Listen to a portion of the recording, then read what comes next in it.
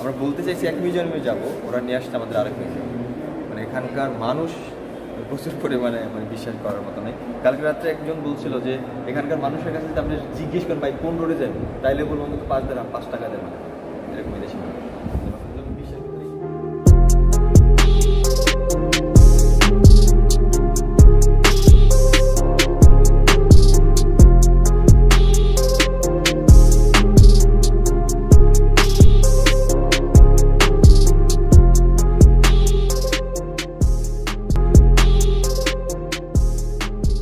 আজকে ইজিপ্টের 3য় দিন, ঠান্ডা লেগে গেছে গা, কথা বলতে পারতেছি না এরকম অবস্থা। আর খাবার দাবার তো খাইতে পারি নেই, অবস্থা পুরা খারাপ। এখন যাব আমরা মিউজিয়ামে, দেখি কি হয় ইনশাল্লাহ। মিউজিয়াম যেতে বা কথা বলবো, ফেরাউনে যাই একটু দেখে আসি। আসলে এটা নবী রাসূলের দেশ, ঠিক আছে, এটা ফেরাউনের দেশ, এটাও মানতে হবে, এটা ভুলে গেলে হবে না। তো এখানকার মানুষের শরীরে ফেরাউনের রক্তও আছে। তো যাই হোক, আমরা এখন যাব, দেখি কি হয় ইনশাল্লাহ। তো আমাদের সাথে আজকের ইজিপ্টের ট্যুরটা এনজয় করেন। তো ফেরাউনে দেখতে যাবো ইনশাল্লাহ। ওকে,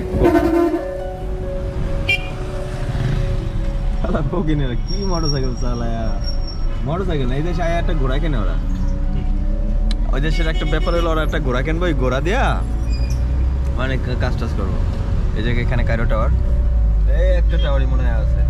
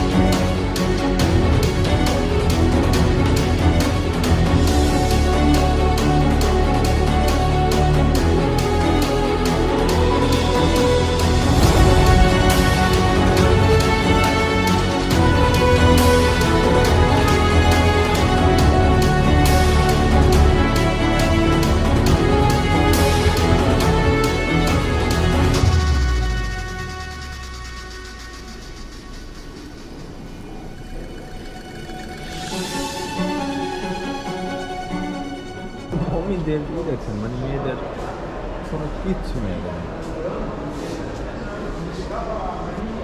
জিনিস হচ্ছে না মানুষের ল্যাংটা ঠ্যাংটা, মানে ওই সময় কি চলতো কোন স্টাইলের মনে।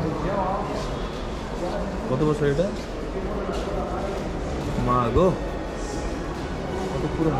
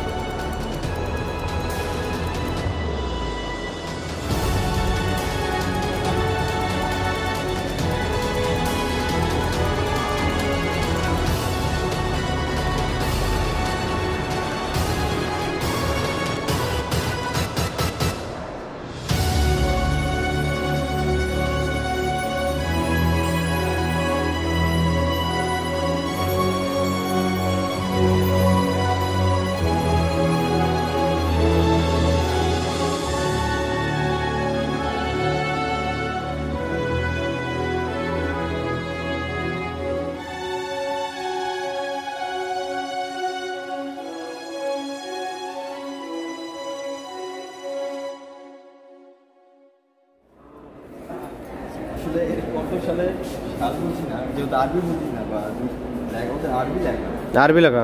সাংস্কৃতিক ভাষায় লাগে, ওদের ভাষাগুলো আলাদা।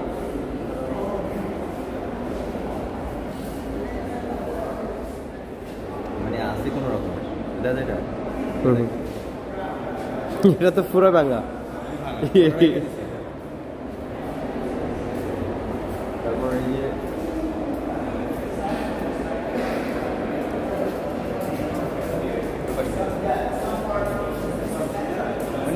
ওই সময় কালচার ছিল এরকম, ওই সময় কালচারগুলো এমন ছিল, মানে কেমন অদ্ভুত কালচার আমাদের এই সময় আমরা মিলাতে পারি না, ওটা আমাদের মাথায়ও আসে না।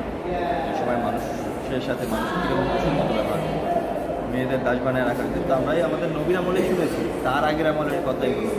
আর আমাদের ইউসুফ আলাইহিস সালাম এখানে জন্মগ্রহণ করছেন, তো তাকে তো প্রথম অবস্থায় বা একজন কী বলে এটাকে দাস হিসাবে বিক্রি করা হয়েছে।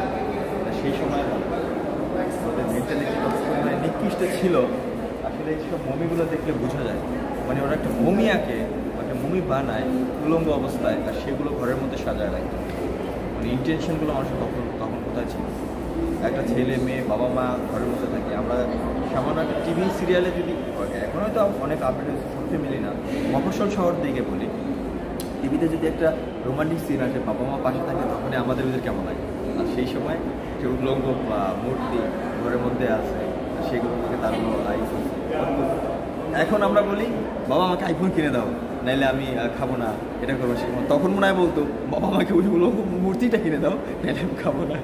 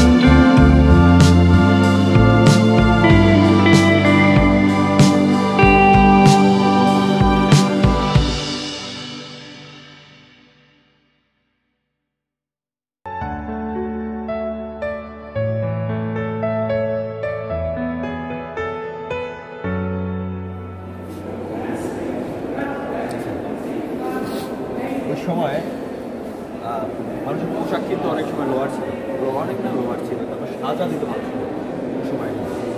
ওই সময় লোহার এই পোশাক পরায় যদি করে সাজা দেয়, অথবা ওই সময় তার মানে তার ঘুম নাই, কিছু না, কিংবা সাজা হতে হবে।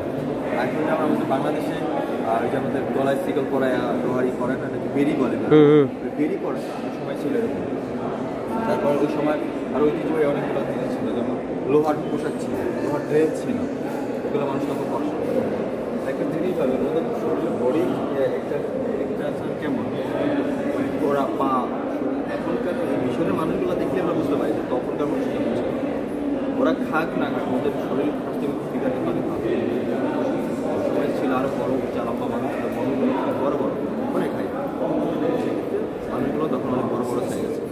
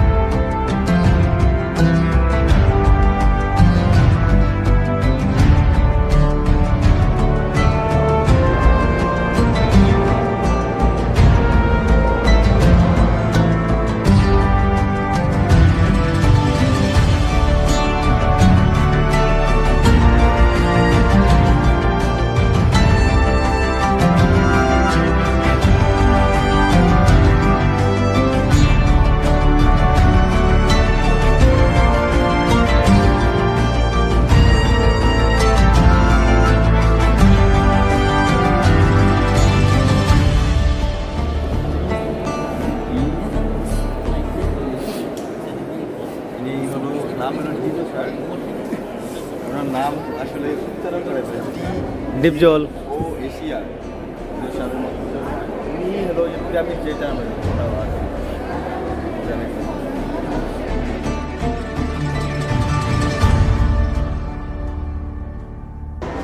এই যে এইগুলো হলো বড় সবচেয়ে অদ্ভুত পাথর দিয়ে বানাইছে। ওই সময় এইগুলো নাড়াই তো কেমনে ভাই, এটা তো একদম কেরেন দিয়ে আনছে হ্যাঁ, কিন্তু ওই সময় নিচে কেমনে এক এক জায়গায়, মানে এইগুলো আমার কাছে অদ্ভুত মনে হয়।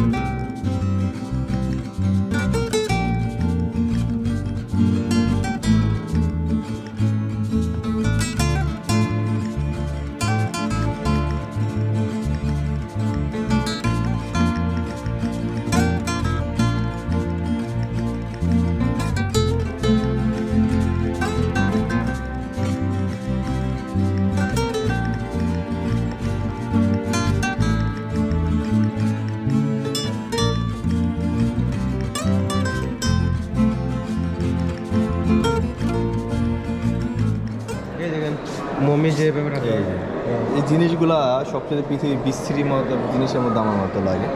জানি না ভিডিওটা দেখা যাচ্ছে কিনা, মানে একটা মানুষ আঁকছে লাঠি আর কাঠের, মানে কি না কি ফেলা ফাউল সব, মানে ওই সময় শোপিস এগুলা। এটা কি শোপিস বোঝেন না, সাজায় রুম সাজায়। আমরা এখন কি করি, একটা ফুলের দানি কিনি, ফুলদানি রাখি, ওই রকম।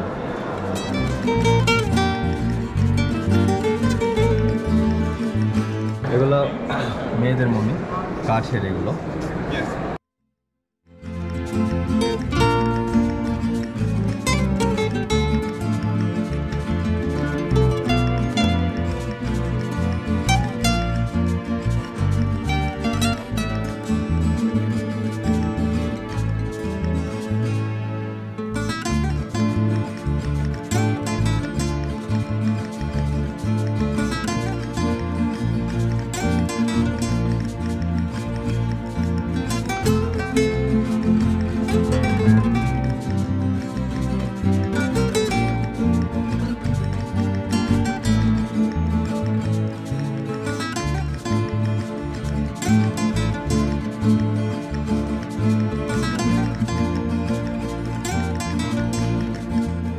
মমি নিয়ে যাইতে চাইছিল না? কার মমি জানি আমরা সাগরে বাসা ছিল, কার মমি ভুলে গেছিলাম।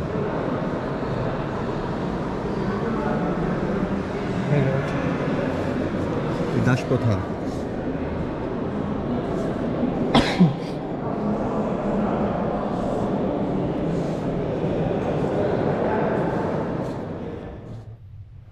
দেখতেছেন, মানে এটা একটা আন্ডারগ্রাউন্ডের মতো, একটা সিক্রেট দরজার মতো। এখানে আসছি, দেখি এটা গ্লাস করা। এগুলো মনে হয় ওখানকার রাজাদের, তখনকার রাজাদের একেবারে অরিজিনাল যে মমিগুলো সেগুলো এখানে ছিল। তো দেখাই।